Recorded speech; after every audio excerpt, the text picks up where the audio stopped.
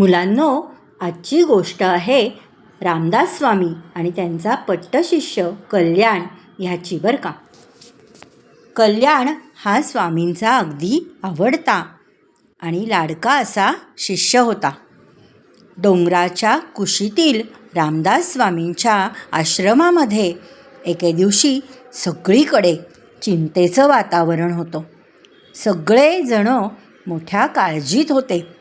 त्या दिवशी मठामध्ये अगदी वातावरण गढूळ झाले होते, कारण रामदास स्वामींच्या पायाला खूप मोठे गळू झाले होते.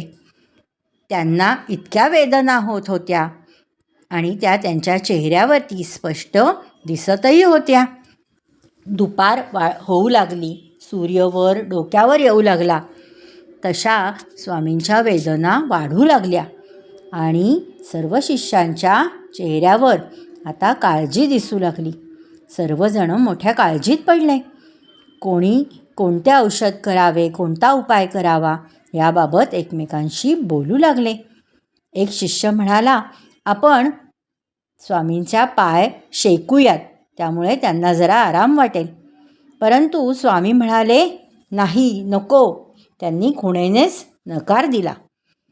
कुणीतरी सुचवले की फासण्या लावून त्यातून रक्त बाहेर काढावे. स्वामींनी त्यालाही स्पष्ट शब्दात नकार दिला. कोणीतरी म्हटलं की बिब्याचे डाग आपण जर त्या जखमेला दिले तर स्वामींना थोडासा आराम पडेल. परंतु स्वामींनी ते सुद्धा नको असे म्हटले. कोणी कोणते औषध सुचवत होते, कोणी कोणता उपाय सुचवत होते, परंतु सगळेजण काहीही सुचवलं तरी स्वामी त्याला नकार देत होते. स्वामींनी कल्याणाला जवळ बोलावले बरं का, आणि कल्याणाला ते म्हणाले, कल्याणा, हे ब्रह्मगळू आहे बरं का. या ब्रह्मगळूवर उपाय एकच आहे. हे गळू जर कोणी आपल्या तोंडाने चोखून त्यातलं विष बाहेर काढलं तरच माझ्या वेदना कमी होतील, दाह कमी होईल. त्याबरोबर सगळे शिष्य एक पाऊल मागे सरकले, स्तब्ध झाले, आश्चर्यचकितही झाले. काहींना भीती वाटली, काहींना किळस आली, काहींना अगदी घाणही वाटली. परंतु कल्याण मात्र तात्काळ पुढे झाला आणि तो म्हणाला, हो गुरुदेव, मी काढतो ते. असे म्हणून तो खाली वाकला आणि गुरुजींच्या पायाला स्पर्श करून ते गळू चोखूही लागला. गुरु आज्ञा शिरसा वंद्य मानून कल्याणाने जखमेतून विष काढायला सुरुवात देखील केली. थोड्या वेळातच त्या जखमेतील घाण बाहेर येऊ लागली. तसे समर्थांना आराम वाटू लागला. त्यांच्या चेहऱ्यावरच्या वेदना कमी होऊ लागल्या. काही वेळातच त्यांना खूप बरे वाटले. समर्थांच्या डोळ्यामध्ये आनंदाश्रू उभे राहिले. ते म्हणाले, कल्याणा, मी तुझी सत्व परीक्षा घेतली, परंतु त्या परीक्षेमध्ये तू पास झालास. खरं म्हणजे स्वामींनी सत्व परीक्षा घेतली होती, त्याला कारणही तसेच घडले होते. कारण कल्याण हा स्वामींचा अतिशय लाडका शिष्य होता.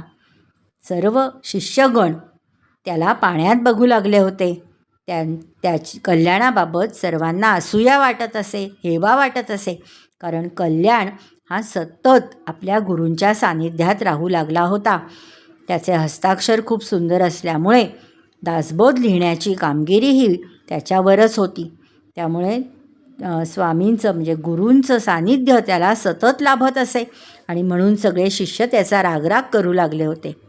स्वामींनी अंतर्ज्ञानाने हे सर्व ओळखले होते आणि कल्याण स्वामींची योग्यता इतर सर्व शिष्यांना कळावी म्हणून त्यांनी कल्याणाची परीक्षा घेतली होती आणि कल्याण या सत्व परीक्षेमध्ये उतरला होता आणि गुरूंच्या प्रेमाला पात्र होता हे त्याने आपल्या वागणुकीतून दाखवून दिले होते.